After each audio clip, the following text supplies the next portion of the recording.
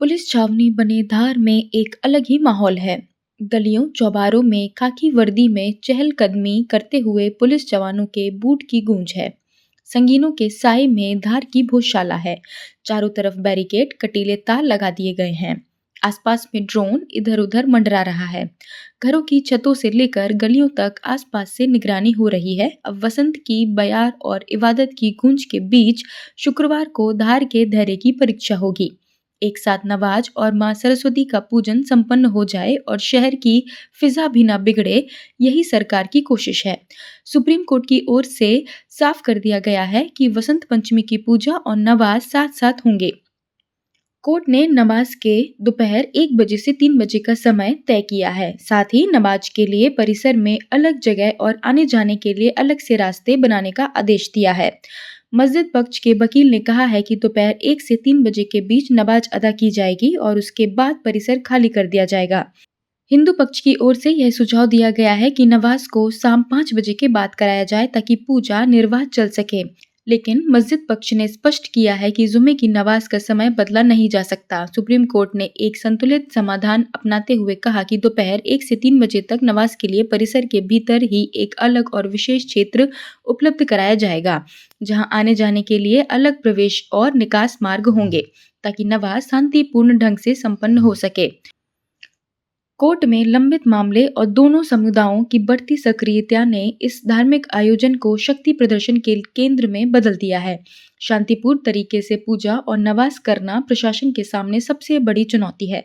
वसंत पंचमी के पहले आए शुक्रवार को कमाल मौला मस्जिद में बड़ी संख्या में मुस्लिम समाज के लोग आए थे।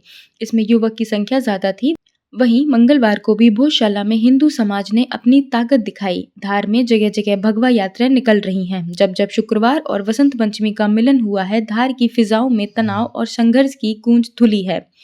आंसू गैस के गोले और पथराव के पुराने जख्मों के बीच इस बार प्रशासन ने सुरक्षा का ऐसा चक्रव्यूह रचा है कि चप्पे चप्पे पर पहरा है।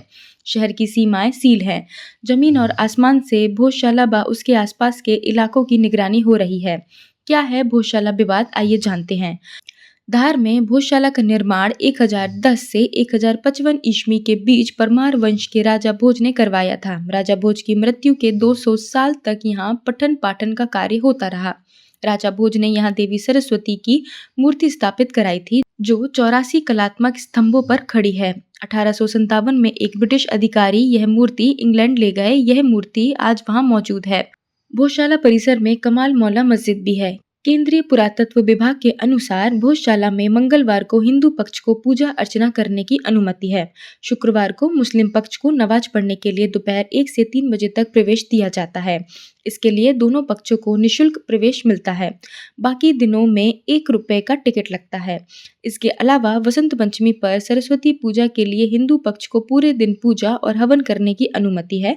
पुरातत्व विभाग के आदेश के बाद 3 फरवरी 2006 को जब वसंत पंचमी शुक्रवार को आई, उस समय की चुनौतियों और शांति कायम करने के लिए तगड़ा पुलिस बल लगाया गया, लेकिन विवाद हुआ।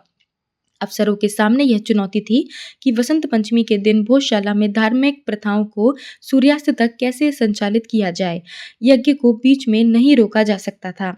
परिवार में फूलों की पंखुड़ियों, चावल और कुमकुम के साथ रंगोली बनाई गई, जिसको हटाया नहीं जा सकता था। उधर आदेश के तहत नमाज भी अदा करवाना थी। भोजशाला खाली कराने की कवायद हुई तो विवाद हुआ और परिसर में ही आंसू गैस के गोले छोड़ने पड़े।